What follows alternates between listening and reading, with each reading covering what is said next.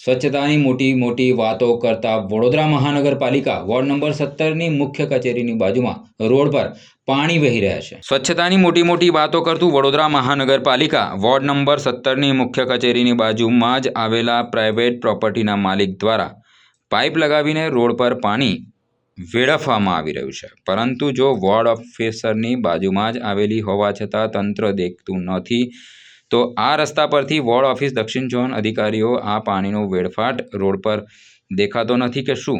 છેલ્લા 6 મહિનાથી આ રીતે પાણીનો વેડફાટ થઈ રહ્યો છે અને આ વેડફાટને જોઈને નિંદ્રાધીન તંત્ર ક્યારે જાગશે તેમ નાગરિકોમાં રોષ વ્યક્ત થયો છે। હું વિનોદ શાહ, જાગૃત નાગરિક, માંજલપુર, વોર્ડ નંબર 17। મારે અમારા સિંધુ માતા રોડ પર છેલ્લા 6 મહિનાથી વોર્ડ ઓફિસની બાજુમાં આવેલું એક બિલ્ડિંગ છે। બિલ્ડિંગ કોનું છે એ ખબર નથી મને, પણ એ બિલ્ડિંગમાંથી પાણી એ લોકો રોડ ઉપર ઢોળી રહ્યા છે। છેલ્લા 6 મહિનાથી દરરોજ સતત ઢોળી રહ્યા છે, તો એ પાણીથી મચ્છરો થાય અને રોગચાળો ફેલાય। તો વોર્ડ ઓફિસની બાજુમાં જ આ 100 ફૂટ બી દૂર નથી એ બિલ્ડિંગ। તો વોર્ડ ઓફિસમાં જે અધિકારીઓ જોબ કરે છે જે અને આરોગ્ય ખાતામાં, શું એમને એ લોકો અંધ થઈ ગયા છે, આંધળા થઈ ગયા છે, એમને દેખાતું નથી આ વોર્ડ ઓફિસની બાજુમાં જ?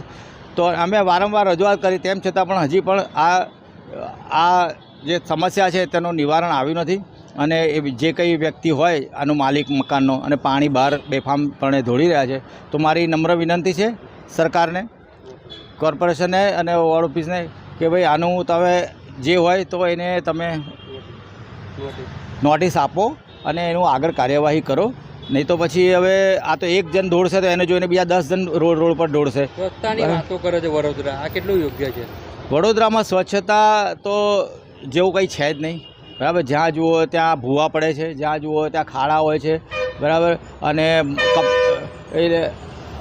પાણી પણ ભરાય છે બધું, એટલું બધું, મચ્છરો પણ એટલા બધા છે।